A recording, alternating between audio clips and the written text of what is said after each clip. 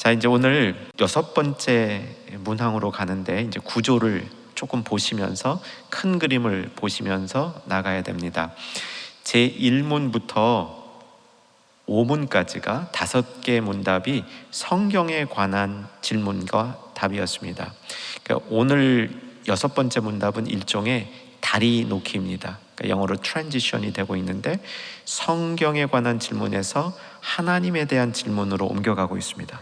그리고 하나님에 대한 질문이 이후에 쭉 지속이 되고 있는데 19문까지 하나님에 대한 질문이고, 그 다음에 하나님과 관련되어서 인간의 죄에 관한 문제로 20번째 문항으로부터 이렇게 전이가 됩니다. 그러니까 이 그림을 조금 그리셔야 됩니다. 성경에서 하나님으로, 하나님에서 인간으로 내려오는데 인간의 다룰 때 있어서 죄 문제를 다루고 있다. 여기까지만 그림을 그리시면 되고요.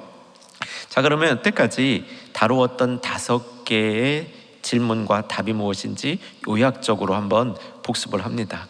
이걸 이렇게 만들어 드린 이유가 전체 그림 보자고 만들어 드린 겁니다. 이걸 한번 이렇게 펼쳐서 1문부터 한번 넓게 보시면 첫 번째 질문은 우리가 확실히 외우고 있어야 되는 겁니다. 그렇죠? 사람의 처음 되는 목적이 무엇이냐? 여러분 한번 답하시기 바랍니다. 사람의 처음 되는 목적은 하나님을 영화롭게 함과 영원토록 하나님을 온전히 즐거워함이라. 이렇게 꾸는 조금 바뀌어도 이 포인트는 잃으시면 안 돼요. 하나님을 영화롭게 하고 영원히 하나님을 즐기는 것이다. 이제 두 번째 질문은 그러면 그 하나님은 어떻게 자신을 나타내시는가 얘기입니다. 그러니까 두 번째 문장 질문도 우리가 조금 더 외우시는 쪽으로 갔으면 좋겠습니다. 하나님의 존재가 어떻게 나타나 있는가? 답은 계시 그러면 됩니다. 길잖아요. 답은 계시. 이 계시, 자연을 통해서 그 일부를, 말씀을 통해서, 성령을 통해서 전부를 이렇게 나타나신다. 그래서 두 번째 질문, 하나님의 존재는 어떻게 나타나 있는가?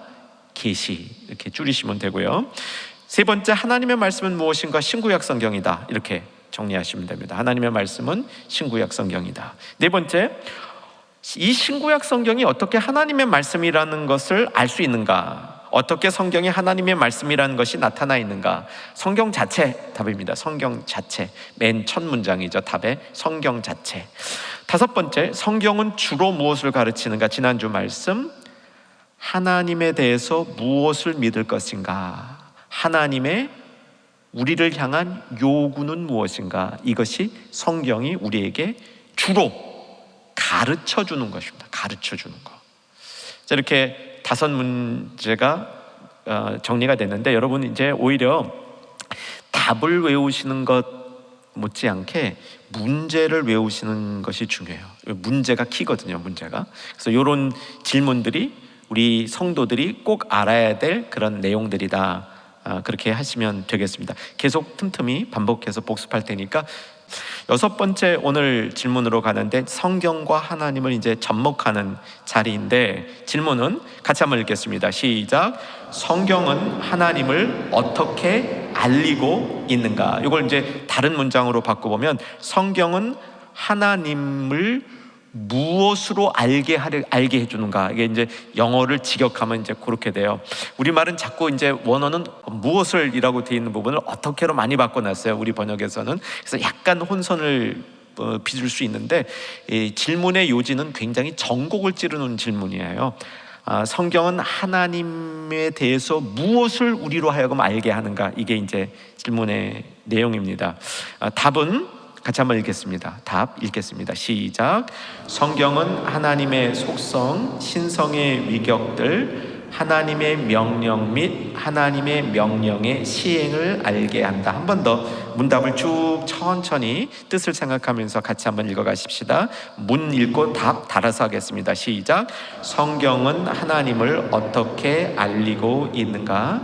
성경은 하나님의 속성, 신성의 위격들, 하나님의 명령 및 하나님의 명령의 시행을 알게 한다 하고, 거기 이제 성경 구절들이 쭉 나와 있는데, 저도 이 웨스트민스터 신앙 고백, 대요리 문답, 소요리 문답, 소위 이제 이 세 가지를 합쳐서 웨스트민스터 스탠다드라고 그러는데, 저희 전문가가 아니에요. 그래서 이 내용들을 아주 뭐 이렇게 깊게 이 역사적 배경들을 잘 다 알지 못하는데, 원래 1600년대에 이 신앙 고백이 만들어지고 소요리 문답, 대요리 문답이 만들어질 때 밑에 이 구절들이 달려 있었던 건 아니에요.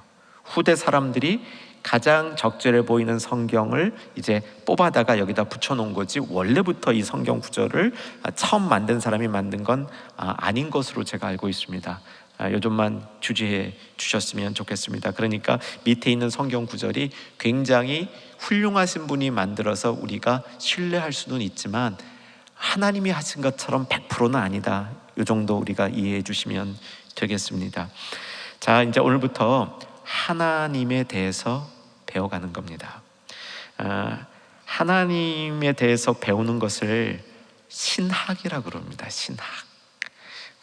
저는 모든 구원받은 성도들은 신학을 공부해야 된다, 그렇게 믿고 주장을 합니다. 신학교에 갈 필요는 없어요. 하지만 신학은 공부해야 됩니다. 신학이 뭐라고요? 하나님에 대한 지식이 신학인 거예요. 하나님에 대한 체계적인 지식이 신학인 겁니다. 이거는 필요한 거죠. 여러분이 삶을 더 신앙적으로 깊이 살기 위해서는 신학, 하나님에 대한 지식을 날마다 늘려가야 되는 거죠. 그럼 한번 우리 정리하고 갑시다. 하나님에 대한 지식을 사모하는 우리 모두 되기를 주의 이름으로 축원합니다. 사실 적지 않은 성도님들이요, 이게 인생의 사명이라고 얘기하는 분들도 적지 않이 있습니다. 내 인생 사명이 뭐냐? 하나님에 대해서 더 많이 알고 싶습니다. 우리도 계시죠? 아마 여러분 중에도 있을 거예요. 정말 내 인생의 가장 중요한 것은 하나님에 대해서 더 많이 알고 싶어요. 주님 앞에 갈 때까지 하나님에 대해서 더 많이, 더 깊이, 더 정확하게 알고 주님 앞에 갔으면 좋겠다. 아주 성스럽고 고상한 소명, 소망이라고 말할 수 있겠습니다. 점점 더 많은 충현의 가족들이 그렇게 되기를 주 안에서 소망합니다. 하나님을 아는 지식, 요거하고 관련해서요, 경건이라는 이제 그 신앙 용어가 있잖아요. 낮에도 틈틈이 말씀 나누는 것처럼 저는 이 코로나와 같은 시기, 아니 코로나가 없다 하더라도 21세기가 깊어지면 깊어질수록 신앙인들은 더욱더 혼동스러워집니다. 왜냐하면 절대 가치가 없어지는 이 문화 가치 속에서 우리가 살고 있기 때문에 신앙생활하는 게 매우 어려워집니다. 세속주의는 단순히 돈만 가지고 물질만 갖고 이 사람을, 성도들을 어지럽히는 게 아닙니다. 정말 무기가 많아요. 세속주의가 성도를 공격하는 정말 많은 무기가 있는데, 이 많은 무기를 가지고 있는 세속주의를 우리가 이기려면 정체성이 분명해야 됩니다. 내가 누구인가? 내가 누구인가 정체성이 분명해야 되는데, 이 정체성은 내가 어떻게 인식하는가, 아는가의 문제와 어떻게 사는가, 검증하는 문제가 결합이 돼야만 정체성이 확고하게 생기는 겁니다. 그런데 그리스도인들이 세상과 구별되어져야 된다, 우리가 다 알고 있는 겁니다. 너무 잘 알잖아요. 세상과 우리가 구별되어진다고 했을 때 원래 성경에서 세상과 성도를 구별하는 첫 번째 단어가 뭐냐면 경건입니다. 경건으로 성도는 세상으로부터 구별되어진다. 이게 정말 오리지널 구별법이에요. 이제 경건이란 말 속에 괄호 열고 거룩함이 들어가 있는 겁니다. 거룩함 괄호 닫고. 거기서 조금 더 발전된 성도와 세상의 구별법이 이제 그 신약 성경의 가르침으로 넘어오면서 이게 믿음, 사랑, 소망, 이걸 가지고 있느냐 안 갖고 있느냐, 이게 이제 또 성도하고 세상하고 구별법이 돼요. 그러면 경건이라는 단어 속, 경건이라는 건요 구약부터 쭉 연결되어 오는 단어예요. 이게 신약 시대 때 만들어진 단어가 아닙니다. 구약부터 쭉 연결되어져 온 성도의 특성으로서 경건 안에 세 기둥이 있습니다. 세 기둥이 있습니다. 첫 번째 기둥은 뭐냐면 언약에 대한 충성심이에요. 언약에 대한 충성. 이제 우리 충현의 가족들이 많이 생긴 것 같아요. 언약에 대한 충성심. 그렇죠? 여러분 언약에 대해서 충성하시죠? 붙들고 사시는 게 충성입니다. 언약을. 언약에 대한 충성심. 두 번째가 뭐냐면 이거예요. 하나님을 아는 지식. 이게 경건함의 두 번째 기둥입니다. 우리가 정말 경건해지려면 하나님을 아는 지식이 확고해야 됩니다. 그래서 하나님에 대한 지식을 배우고 검증하고 실천하고 확인해보고 나누고 계속 이런 과정을 통해서 하나님에 대한 지식이 깊어져 가야 하는 것이죠. 세 번째가 하나님을 두려워함입니다. 이것이 경건의 세 가지 기둥입니다. 그 중에 오늘 두 번째, 하나님을 아는 지식, 이렇게 이 부분을 알아가는 겁니다. 하나님을 아는 지식은 이미 앞에서도 나눈 것처럼 하나님을 우리가 알려면 두 번째 질문에서 하나님의 존재가 어떻게 나타나 있는가, 두 글자 뭐였다고요? 계시. 계시가 있기 때문에 우리가 하나님을 알 수 있는 겁니다. 그 계시 중에 우리로 하여금 하나님을 가장 잘 알게 해주시는 계시가 하나님의 말씀. 하나님의 말씀, 이걸 통해서 우리가 하나님을 아는 지식이 늘어나는 거죠. 그리고 이제 다섯 번째 질문에 가면 그 하나님에 대해서 주로 무엇을 가르쳐 주는가? 하나님에 대해서 무엇을 믿을 것인가? 그가 우리에게 요구하는 것이 무엇인가? 이렇게 이제 여태까지 공부한 것들이 나타나는 겁니다. 자, 이제 신앙 고백이니까 우리 고백 한번 해보십시다. 여러분은 하나님이 계신 것을 믿으십니까? 히브리서 11장 6절이 오늘 본문이었죠? 글로 찾아가 보십시다. 히브리서 11장 6절 오늘 본문이었기 때문에 히브리서 11장 6절 찾아가 보세요. 믿음이 없이는 하나님을 어떻게 하지 못하나니? 기쁘시게 하지 못하나니. 우리가 원하는 바죠. 하나님을 기쁘시게. 하나님께 나아가는 자는, 그 다음 같이 읽습니다. 시작. 반드시 그가 계신 것과 또한 그가 자기를 찾는 자에게 상 주시는 이심을 믿어야 할지니라. 이거 암송했던 구절이죠. 그가 계신 것과 자기를 찾는 자에게 상 주시는 자임을 믿어야 할지니. 그러니까 하나님이 계신 것을 아는 것으로 끝나면 안 되고요, 하나님이 계시기 때문에 하나님을 찾아서 나가야 되는 거예요. 찾아서 나가는 사람에게 하나님이 상 주신다, 이것은 하나님이 그 사람을 이끌어 주신다, 이런 뜻으로 이해하시면 되는 겁니다.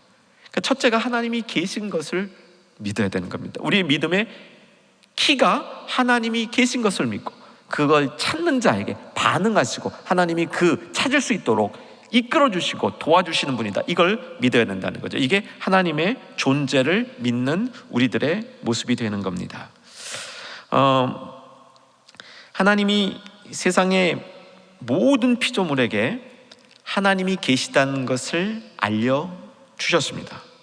우리가 인정하든 인정하지 않든 하나님의 존재를 사람들도 알고 있어요. 믿지 않는 사람들도 알고 있어요. 그 영어 표현 가운데 오 마이 갓 그런 표현이 있잖아요. 그죠? 믿지 않는 사람들도 많이 해요. 오 마이 갓. 이제 우리말로 바꾸면 오 하나님 이렇게 바꾸는 것보다는 으악 뭐 이런 거, 아니면 이거 어떡해 뭐 이런 기분인데요. 그 영어 표현은 그 오 마이 갓 그런 거예요. 그러니까 이게 믿지 않는 사람들도요, 다급하면 오 마이 갓 해요. 하나님의 존재를 인간이 알 수 있도록 해주셨는데 그것만으로는 하나님의 본성을 이해하는 것은 불가능합니다. 하나님의 본성을 이해하고 정말 하나님에 대한 지식을 어떻게 알아갈 수 있겠는가, 그것이 오늘 답변의 핵심인 겁니다. 자, 이제 오늘은 서론입니다. 서론, 혹은 개요라고 말하면 좋습니다. 개요. 그러니까 17번째 문항부터 19번째 문항까지 하나님에 대한 이야기를 쭉 해나갈 것인데 그 구조의 틀이 무엇인지를 보여주는 게 오늘 질문과 답인 겁니다. 자, 오늘 답이 네 가지로 나옵니다. 성경은 하나님을 어떻게 알리고 있는가? 1. 성경은 하나님의 속성으로 하나님을 알리고 있고요. 2. 신성의 위격들로 하나님을 알리고 있습니다. 3. 하나님의 명령으로 하나님을 알리고 있고요. 4. 하나님의 명령의 시행을 통해서 하나님을 알리고 있습니다. 세 번째와 네 번째는 묶어도 좋아요. 하나님의 명령 및 하나님의 명령의 시행을 통해서 하나님을 알게 해주신다, 이런 내용이에요. 지극히 딱딱한 내용을 여기서 지금 말하고 있는 겁니다. 세 가지 조금 피곤하시겠지만 저를 보시고 한번 해주시면요. 세 가지. 첫 번째가 하나님의 속성을 통해서 조금 뭐 이렇게 여러분 말로 하셔도 돼요. 두 번째, 되게 어려워요. 신성의 위격들. 이건 뭐냐면 삼위일체라고 그냥 바꿔 쉽게 얘기하죠. 삼위일체. 삼위일체를 통해서 알려주신다. 세 번째, 하나님의 명령 및 명령의 시행에 대해서 알려주신다. 이거 세 번째는요, 조직신학 처음에 조금 공부하신 분들은 이거 처음부터 다 배우는 겁니다. 하나님의 뜻이 무엇인가, 하나님이 정하신 것이 무엇인가, 이게 명령이고요.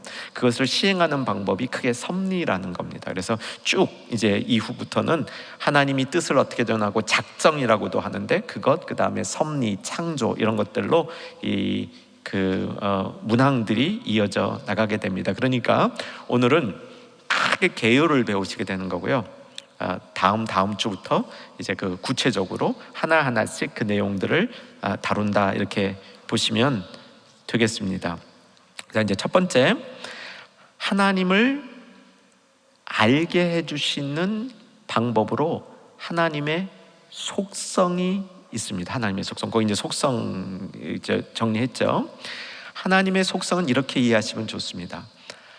우리가 하나님을 다 알 수 있어요, 없어요? 없어요. 절대로 없어요. 불가능해요, 불가능. 그런데 우리가 하나님을 아느냐? 알아요. 이게 오묘한 부분입니다. 오묘한 부분. 그러니까 어떤 신학자는 이 부분을 설명할 때 이렇게 설명합니다. 우리 그 물병 있죠, 물병 한 2리터 들어가는 물병. 우리가 그 사이즈라고 생각하고요, 하나님은 이 세상에 있는 모든 물이라고 생각하면 참 좋은 비유인 것 같아요. 우리 물병에 담을 수 있는 건 내 그릇만큼 담아요. 딱 2리터만큼 담을 수 있어요. 그래서 내가 아는 하나님은 2리터야. 근데 그 2리터만 가지고도 하나님의 본질적인 것들은 대부분 다 할 수 있다는 거예요. 이게 하나님의 은혜인 거예요.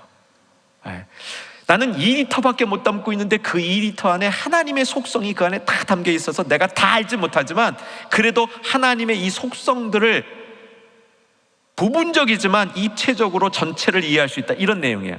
되셨어요? 예, 이게 속성에 관한 연구인 겁니다. 이 속성에 관한 연구. 저는 우리나라 운전면허증도 갖고 있고 미국 운전면허증도 갖고 있습니다.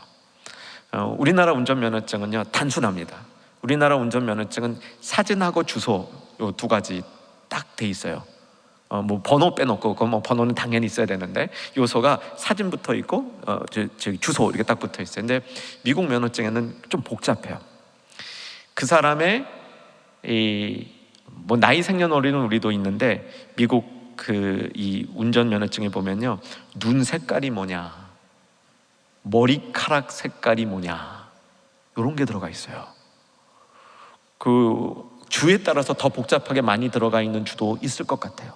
그러니까 눈 색깔이 뭐냐, 머리카락 색깔이 뭐냐, 이런 걸 이렇게 연구하다 보면 그 사람이 어떤 사람인지 이렇게 윤곽이 잡히죠? 네? 그런 방법입니다. 따라서 하나님의 속성을 연구하는 방법은 우리가 하나님에 대해서 다 알 수 없는 불가해성이라고 보통 얘기합니다. 하나님에 대해서 다 알 수 없는 우리의 한계가 있지만 2리터밖에 안 되는 우리의 용량이지만 이 용량 안에서 하나님의 속성을 하나하나 공부하다 보면 하나님이 어떤 분인지 이렇게 큰 그림의 윤곽을 잡을 수 있다는 겁니다. 근데 그 윤곽이 하나님이라고 또 뭐 전체라고 막 이렇게 오판하면 안 되는 겁니다. 그러니까 하나님을 알 수 있는 방법으로 우리한테 가능한 방법이 속성을 연구함으로 하나님이 어떤 분이신지를 알아가는 방법이 된다는 겁니다. 이해되셨어요? 이제 그 속성을 7문에서 다루게 됩니다. 7번째 문항이 하나님은 어떤 분인가, 이게 속성 문제예요. 그래서 하나님은 영이시니 이러고 답이 나가는 겁니다. 이건 다음 주에 이 부분 좀 양이 많은데 하여간 최선을 다해서 해보시고요. 뭐 30분에 안 되면 그 다음 주로 넘어가서 하나님의 속성을 다루도록 하겠습니다. 자, 하나님의 이 속성에 관해서 이제 큰 개관을 나눴고요. 두 번째, 신성의 위격들, 삼위일체. 삼위일체가 하나님을 아는 중요한 방법이라는 겁니다. 그래서 이제 삼위일체에 관해서도 몇 개의 문답을 통해서 삼위일체를 공부하게 됩니다. 자, 이제 삼위일체 여러분 어느 정도 알고 있는지 정리해 보십시다. 여러분 삼위일체에 대해서 내가 알고 있는 걸 한번 지금 쭉 이렇게 한번 머릿속에서 돌려보세요. 삼위일체 뭘 알고 계세요? 성부, 성자, 성령 한 분이시다. 그것만 알아도 사실은 된 거죠. 성부, 성자, 성령 한 분이시다. 이제 거기로부터 좀 중요한 내용들을 하나하나 다뤄가는데, 그 어떤 애들이 그랬대요. 아니, 성부, 성자, 성령은 한 분, 한 패밀리신데 왜 성이 다 다릅니까? 하나님은 하시, 예수님은 예시, 성령님은 성시, 어떻게 다르냐고. 그랬더니 어떤 분이 답을 이렇게 했대요. 야, 영어식이야. 하나님, 예수님, 성령님 똑같잖아. 님씨야. 이제 그렇다는 얘기가 있는데, 달라 보이지만 한 분이라는 겁니다. 달라 보이니까지만 한 분. 그래서 하나님, 예수님, 성령님, 이게 한 분이라는 건데 참 이해하기 어렵잖아요. 이해하기. 그렇죠? 한 분. 그 또 세, 위, 격, 뭐 이런 말을 써요. 그 말도 우리도 이해가 잘 안 돼요. 근데 그렇게 돼 있어요. 그러니까 믿음으로 우리가 받는 건데, 이 부분들을 이제 쭉 공부해 나가겠는데, 맛보기로 오늘 개론이니까 이 본문에 나와 있는 요한일서 5장 7절 찾아보면서 간략하게, 요한일서 5장 7절만 해석해도요 30분 이상 가야 돼요. 굉장히 어려워요. 그런데 찾아가 봅니다. 요한일서 5장 7절 말씀, 7절 전에 5절부터 봤으면 좋겠습니다. 요한일서 5장 5절부터. 요한일서 5장 5절부터 준비되셨나요? 제가 읽겠습니다. 예수께서 하나님의 아들이심을 믿는 자가 아니면 세상을 이기는 자가 누구냐? 예수님이 하나님의 아들이심을 믿어야 세상을 이길 수 있다 쓴 다음에 그 다음부터 어려워집니다. 6절 같이 읽겠습니다. 이는 물과 피로 임하신 이시니 곧 예수 그리스도시라. 물로만 아니요 물과 피로 임하셨고 증언하시는 이는 성령이시니 성령은 진리니라. 이렇게 쓰여 있습니다. 알 듯 모를 듯 좀 그렇죠?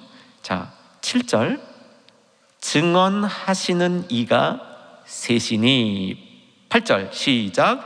성령과 물과 피라. 또한 이 셋은 합하여 하나님이. 자, 어려워요. 그죠? 이거 이제 삼위일체 다룰 때 다시 한번 여기 돌아와서 요 부분을 다룰 테인데, 그때 갑자기 다루면 좀 힘들어져요. 이렇게 좀 운을 뜨고 생각해보고 정리해보고 다시 한번 다루면 그때 길이 좀 열려요. 요지는 증언하시는 이가 셋이고 셋은 합하여 하나님이라. 물과 성령과 피. 물과 피가, 물은 예수님, 성령, 하나님은 피, 뭐 이렇게 하면 안 돼요. 물과 피가 하나님과 아들 예수님이 합작을 해서 이루어 놓은 구원 사역이다. 이렇게 보셔야 이 의미가 풀립니다. 그래서 성령과 물과 피가 하나로 증거하신다. 하나님이신데 셋 증거하는 이가 셋이다. 이렇게 알 듯 모를 듯 얘기한 겁니다. 그래서 뭐를 우리에게 도전하냐면, 이게 깨달아지면 은혜다. 이게 깨달아지면 내가 하나님에 대한 지식이 어느 정도 쌓인 거다. 이거요, 아무리 설명해도, 아무리 과학적으로 설명하고, 아무리 논리적으로 설명해도 안 되는 사람은 죽어도 안 돼요, 이거요. 근데 하나님이 택하셔서 부르시고 선택하셔서 하나님을 알게 하는 지식을 성령과 함께 주신 분들은 이게 가물가물한 것 같은데 조금 더 깨달고 조금 더 깨달아서 어느 순간 이게 맞구나 라는 확신이 그 속에 드는 겁니다. 여러분, 그 단계에 오르셨기를 주의 안에서 소망합니다. 못 오르신 분은 오르시기를 주의 이름으로 축원합니다. 자, 그 다음에 세 번째는 하나님의 명령과 하나님의 명령의 시행에 관한 것인데, 이건 이렇게 묶어도 좋습니다. 여기 명령이라고 우리말로 번역을 했는데, 이렇게 원문을 보게 되면 decree라는 말이에요. 이것은 명령은 명령인데, 보통 이렇게 오더하는 거 있죠. 너 이거 해 저거 해 하는 이런 오더하는 명령이 아닙니다. 이것은 큰 위엄을 가진 권세자가 내리는 칙령이에요. 온 내 백성들은 이제부터 이렇게 해라. 그러면 백성들이 해도 되고 안 해도 되는 겁니까? 뭐 그때부터 그러면 입법회의가 모여서 무슨 뭐 법조문을 만들고 조문을 만들고 그렇게 하지 않아요. 그렇게 하지 않잖아요. 이게 하나님이 내리는 일종의 칙령과 같은 거예요. 그것을 여기서 말하는 명령이란 말로 우리가 번역을 해놓은 겁니다. 그러니까 하나님에 대해서 우리가 어떻게 아는가, 하나님을 우리가 알아가는 방법은 뭐냐면, 하나님이 이렇게 내려오는 준엄한 신령한 칙령들이 뭔가, 이것들을 우리가 알아가는 것을 통해서 하나님을 알 수 있다. 아까도 말씀드린 것처럼 이걸 하나님의 뜻, 큰 의미의 하나님의 뜻, 좀 더 신학적인 표현으로 하나님의 작정, 이렇게 표현하는 겁니다. 그러면 이것을 이루어가는 방법이 뭐냐? 여러 가지 방법들이 있습니다. 이루어가는 방법들이 여러 가지 방법들이 있는데, 이걸 굵직하게 큰 덩어리로 딱 잡으면 제일 굵직하게 하나님이 정하신 뜻을, 작정하신 것을 이루어가는 게 뭐냐? 섭리라는 겁니다. 하나님의 섭리. 그래서 하나님을 아는 방법 세 가지, 하나님의 속성을 통해서, 삼위일체를 통해서 하나님이 정해놓으신 작정과 그것을 시행하는 방법, 섭리를 통해서 하나님이 어떤 분인지 알게 된다. 이게 이제 총 개론입니다. 자, 개론을 이제 마치면서 한 가지 우리 마음속에 결단하고 마쳤으면 좋겠습니다. 하나님을 아는 지식이 더 많아질 수 있기를 우리 한번 소망하는 저와 여러분 되기를 바랍니다. 그래서 하나님의 뜻이 우리에게 나타나면, 하나님의 칙령이 우리에게 떨어지면 따지지 말고 무조건 내 그 명 받들겠습니다. 그 명은 하나님이 주신 명령이기 때문에 내가 받들겠습니다. 이렇게 반응하는 것이 피조물, 하나님이 택한 백성의 바른 자세라는 겁니다. 이 믿음 위에서 하나님이 계신 것을 믿고 그에게 나가는 자에게 상 주시는 자임을 믿고, 이 믿음 위에 앞으로 하나님에 대한 우리의 그 문답 통한 지식이 깊어지기를 주 이름으로 축원합니다. 기도하겠습니다. 살아계신 아버지 하나님,